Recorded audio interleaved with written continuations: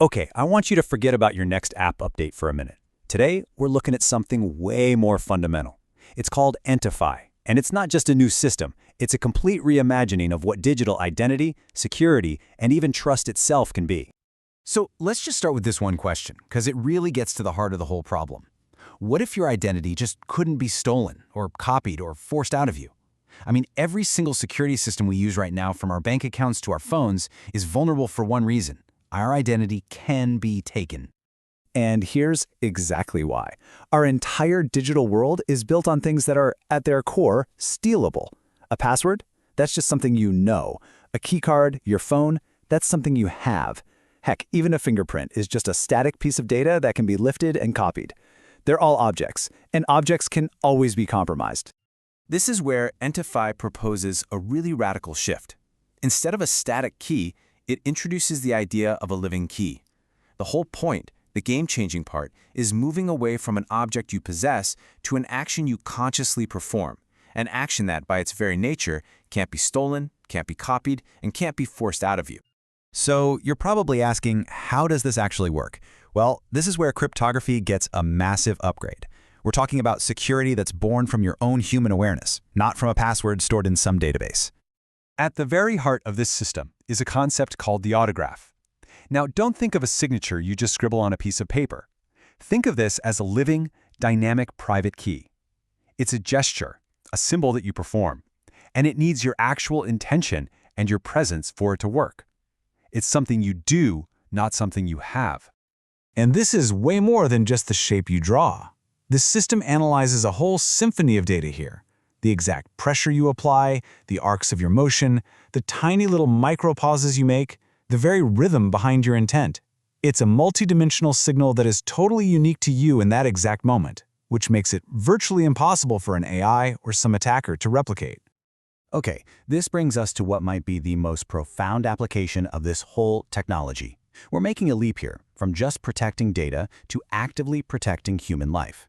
This is where ENTIFY claims to be the world's first truly coercion-proof system.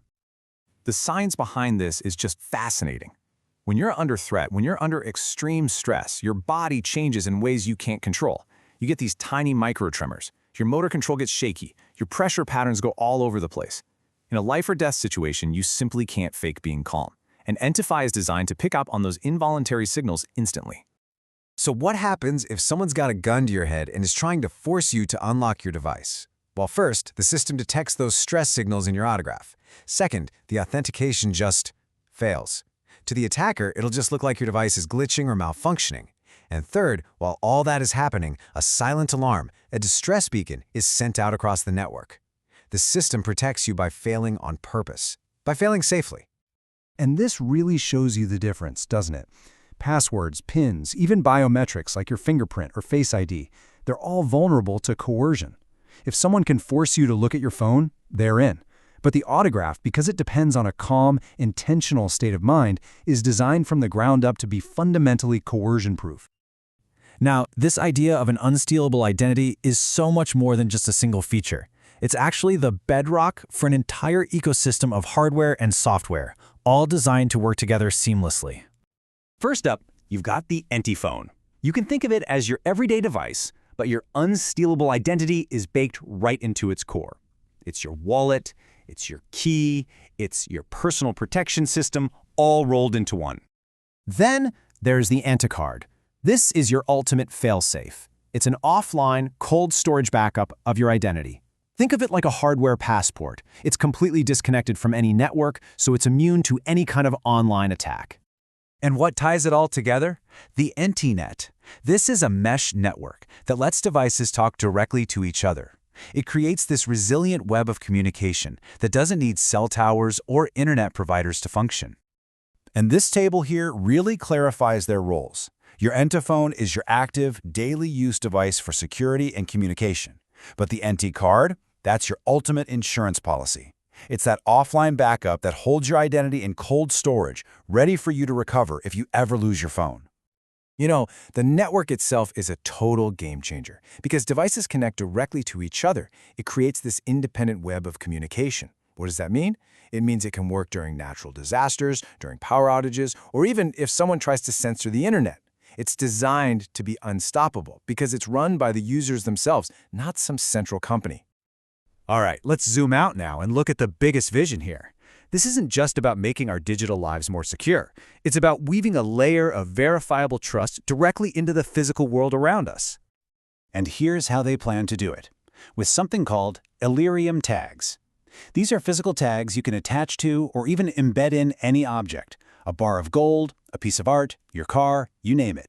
Each tag has its own unique, unstealable cryptographic identity, creating a tamper-proof link between that physical thing and its digital record on the network. And when you actually compare this architecture to the systems we use now, the difference is just stark. Just look at that ENTIFY row. From the strength of your identity to how well it resists attacks, it scores very high or strong across the board. Traditional systems like PKI, that's the public key infrastructure that most of the internet runs on, or even blockchain, they all have some pretty big weaknesses, especially when it comes to real identity and interactive trust. So, with this new foundation of trust, a whole new kind of economy starts to look possible. I mean, imagine stable, gold-backed tokens where you can actually verify the physical asset behind them, or community-run insurance pools where claims are processed with cryptographic certainty. This is all built on a system where fraud becomes, well, mathematically improbable. Okay, let's bring this all home and just revisit that core philosophical shift one more time, because it's what makes everything else possible. It all comes back to one simple but incredibly powerful idea. And here it is, side by side. The old way of thinking, the old paradigm, treats your identity as a stored credential, a piece of data, something you have. The ENTIFY paradigm completely reframes identity as a living act, something you consciously do. That is the fundamental change that underpins everything we've just talked about. There's a quote from the source material that just captures the whole philosophy perfectly. Identity must be a living act, not a stored credential. It must be generated consciously, proven cryptographically, and decentralized completely. And that leaves us with one final and pretty provocative thought. If we can actually manage to shift our definition of identity from an object that can be stolen to an action that cannot, what else in our world changes? What else becomes possible?